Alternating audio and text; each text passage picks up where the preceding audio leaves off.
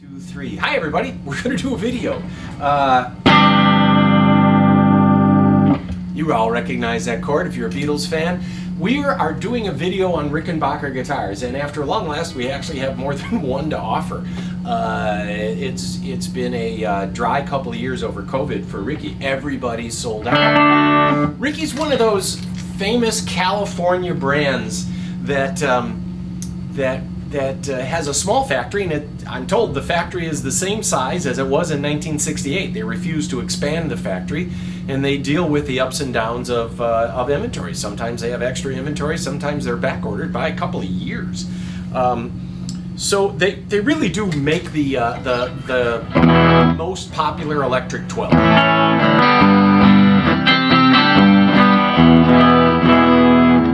Nice thing sometimes about used ones is they've been set up several times, they adjust to different temperatures, and then they kind of settle in. This used, what year is this? That's a 93 Rickenbacker 360-12 in maple glow. I love the names. It's not black, it's fire glow. This is not blonde. No, it's maple glow, dude. So, the better Rickies have this little knob right here, and this is really a blend control. So when you have two pickups on, you can blend between the two pickups and blend more of this or more of this. And then, just to refresh your memory in case it's been a while, the volume controls are at the bottom. This is the volume and the tone here for this pickup. And then if you move back to this pickup, you'll have to move back to these two. So you're always going for the bottom to adjust your volumes. You'd think they'd have the volumes near the top, but that is counterintuitive to you Gibson guys. And so the idea too, here I'm going to go into the neck position. I will turn down the volume.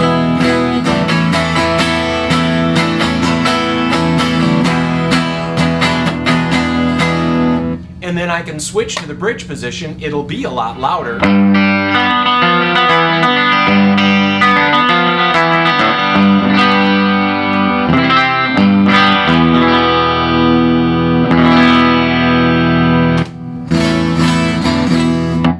Rickies are a very useful tool for you songwriters and recording guys, just because of the note that comes out of Rickenbackers. Now, one of their cheapest hollow bodies is the 330. I'm sure that had something to do with the price in the old days. There's a 330 and a 360 in the hollow body range, and these have that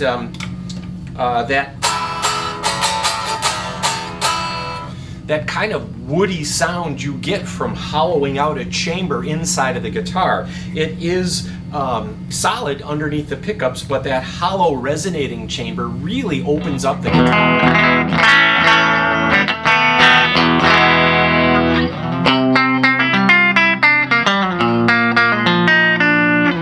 You've all heard the sound of Rickenbacker.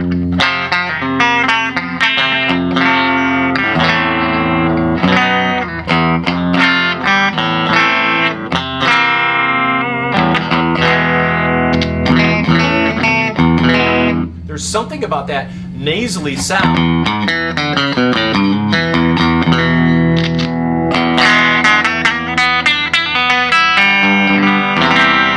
Especially when you add the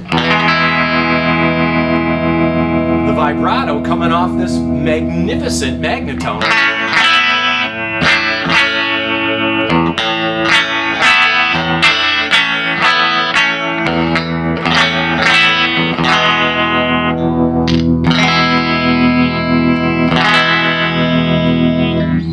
All these Rickenbackers, well, some of them have a stereo jack. You can see on the less expensive ones, there is just this mono jack, so there's no using a stereo. And I have to tell you, you need a box for a Rickenbacker to get the stereo jack, and you can see the stereo jack on that. No, not on the 660. Oh, that makes it so much simpler.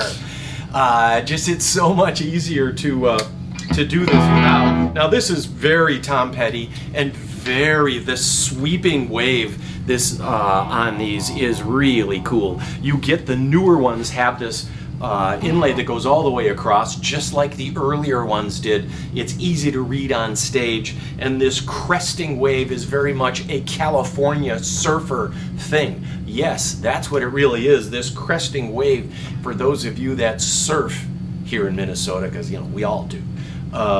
That is that's what that is, and that makes it really this very unique American design.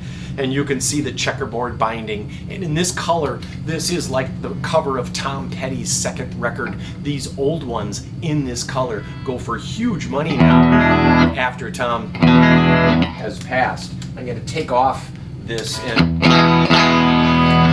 these solid bodies still have that bright crispness.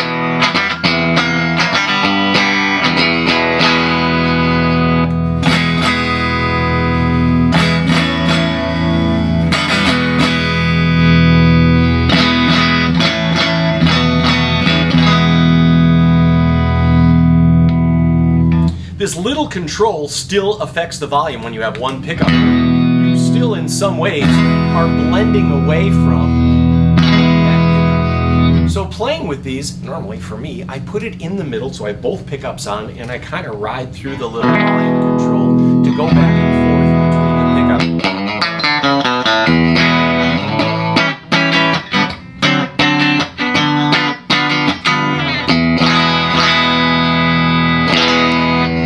They distort really well, and before I leave this video, I'm going to turn this amp way up and just get some grind on here.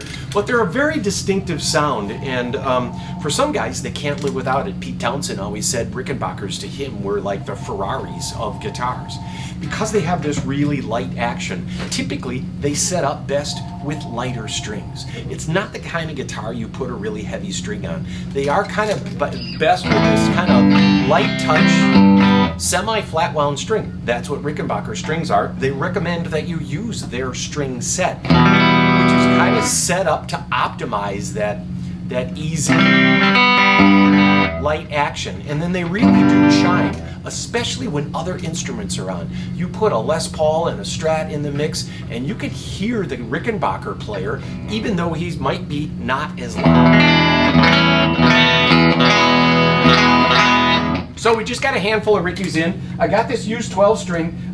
You're probably going to ask, this is 32 for a really clean blonde, maple glow 360 12. This is a 660, which is the fancier, the hollow bodies with the toaster pickups, a little more of a vintage sound.